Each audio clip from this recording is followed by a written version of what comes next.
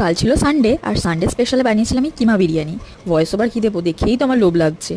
বিরিয়ানিটা বানানোর জন্য নিয়ে নিয়েছি আমি একটা একটু বড় জায়গা, তার মধ্যে দিয়ে দিয়েছি সাদা তেল। তেলটা গরম হয়ে গেলে এর মধ্যে আমি দিয়ে দেবো আলু। আলুতে আমি নুন হলুদ মাখিয়ে রেখেছিলাম। আর বিরিয়ানি তো আলু ছাড়া অসম্পূর্ণ, তাই না? আলুগুলো লাল লাল হয়ে গেলে আলুগুলো তুলে একটা সাইডে রেখে দেবো। সেই আলু ভাজার তেলেতেই দিয়ে দেবো কুচনো পেঁয়াজ। পেঁয়াজটা এরকম লাল লাল হয়ে আসলে কিছুটা পেঁয়াজ আমি বেরেস্তার জন্য তুলে সাইড করে রেখে দেবো।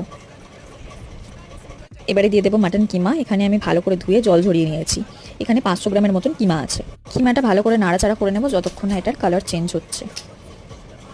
তারপর দেবো আদা রসুনের পেস্ট। তারপর দিয়ে দেবো নুন, হলুদ, লঙ্কা গুঁড়ো। ঝালটা আপনারা আপনাদের পছন্দ মতন দিতে পারেন। আমি এখানে 2 চামচ লঙ্কা গুঁড়ো দিয়েছি আর অল্প একটু কাশ্মীরি লঙ্কার গুঁড়ো দিয়েছি একটু কালারের জন্য। তারপর কিছুক্ষণ নাড়াচাড়া করার পর দিয়ে দেবো এর মধ্যে টক দই।